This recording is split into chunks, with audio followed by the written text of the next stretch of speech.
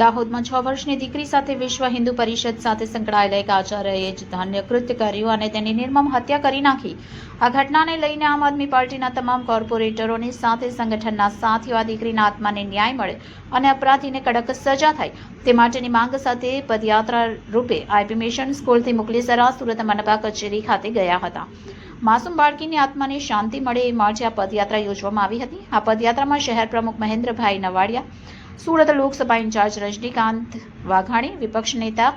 પાયલ સાકરિયા, ઉપનેતા મહેશભાઈ અણઘડ, વિપક્ષ દંડક રચનાબેન હેરપરા, કોર્પોરેટરો શોભનાબેન કેવડિયા, દીપ્તિબેન સાકરિયા, મનીષાબેન કુકડિયા, કુંદનબેન કોઠિયા, સેજલબેન માલવિયા, સોનલબેન સુહાગિયા, ડોક્ટર કિશોરભાઈ રૂપારેલિયા તેમજ મહિલા મોરચા પ્રમુખ નીતાબેન પટેલ, શોભનાબેન વાઘાણી, ગીતાબેન લિંબાસિયા, કિરણબેન ઉકાણી, શહેર પદાધિકારીઓમાં Pankajbhai Tayde, Ankurbhai Herpara, Sanjaybhai Suhagiya, Nareshbhai Kikani, Mukund Kanani, social media in charge Sagar Moradiya, Kanubhai Solanki, Ridham Solanki વગેરે ઉપસ્થિત રહ્યા હતા.